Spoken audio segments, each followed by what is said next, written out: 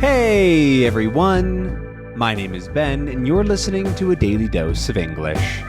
This is a short, simple podcast that you can listen to every day to improve your English. You can find the transcripts for all episodes and more on benslanguagelab.com. I'm glad you could make it today. In this episode, we're going to be talking about phases. What a good word, right? Phases. Has some great sounds in there, has that good A, and is spelled with a PH, which is a lovely combination of letters and sounds like phases. Not to be confused with faces, because that's a different word. So, phases, why did I want to talk about this? Oh yeah, I remember. So, phases or a phase is a pretty common word. And there's a couple of different meanings, and I wanted to talk about those, especially because there's a bit of a cultural one that you might not have heard before. So the literal definition of a phase is when something is in different parts of time. For example, there are sections of time that are called phases. And they're usually numbered or given a name. So you might have phase 1, phase 2, phase 3, phase 4. And that's the entire part of a plan, for example. And so in a typical story, you might have a beginning, a middle, and an end, or introduction, body, problem, resolution, conclusion, something like that. There's different phases that something goes through.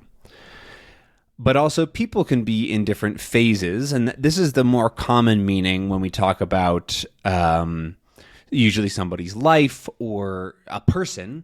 They might have a specific phase or be doing something during a set amount of time, but the idea is that there is a beginning and an end to this amount of time. So your life isn't a phase, but your 20s, so when you're between the ages of 20 and 29, is a phase. Your 20s is a phase of your life. And there are a lot of different phases that you might go through.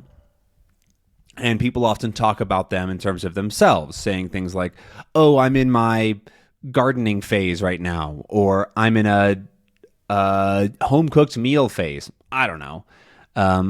When you do something a lot is generally what it means. So in the case of the gardening phase, that somebody would say that if they're enjoying gardening, they're doing gardening a lot, they're thinking about gardening more than they usually would. So like a year ago, they barely thought about gardening at all, and the assumption is that they're probably going to stop gardening in the same way in a couple years or something like that.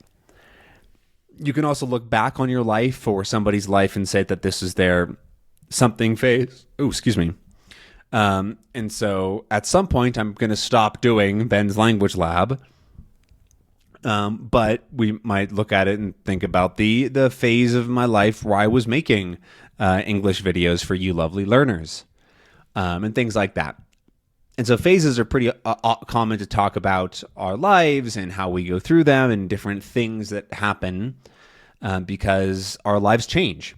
Something that is the same about everything is that there's always going to be a change in the future because nothing exactly stays the same, right? That's just the reality of living in this world.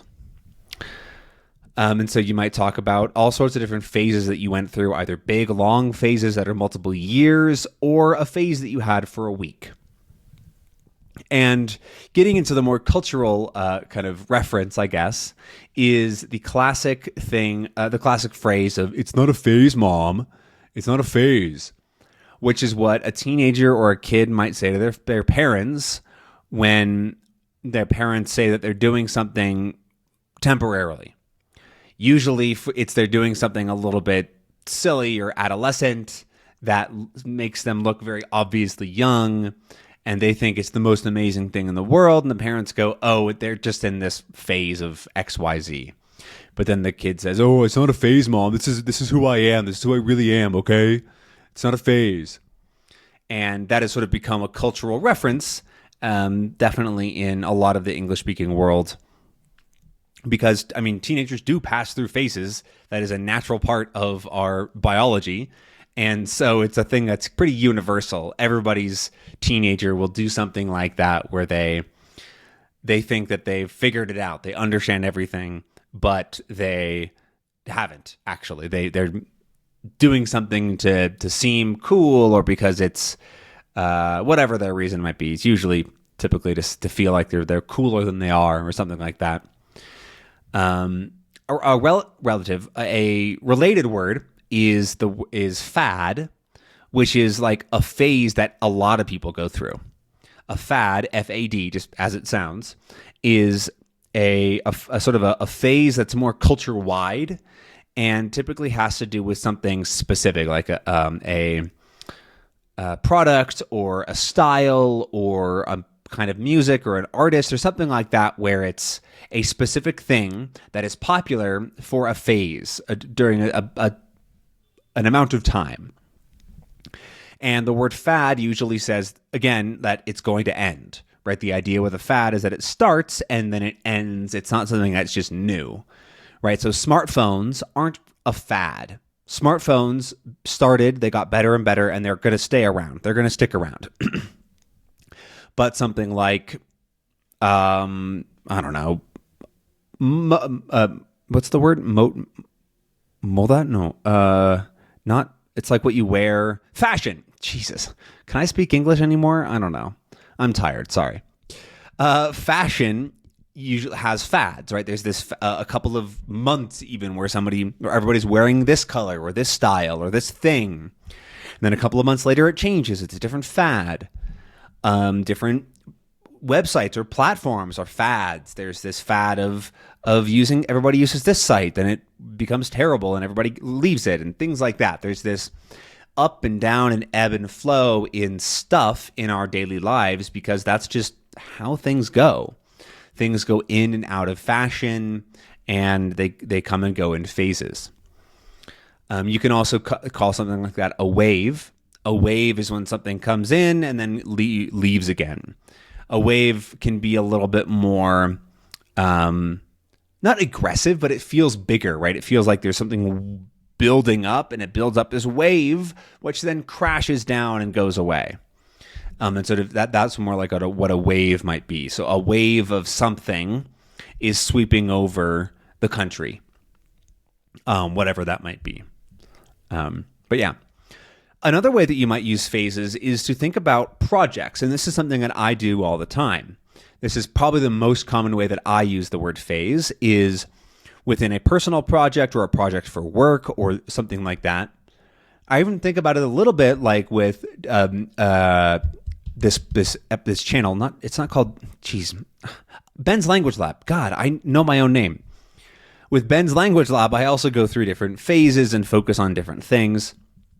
But a good example is my Czech learning. For example, I split up my learning into different phases back when I started. Okay, let me grab I actually have a sticky note that has my phases on it.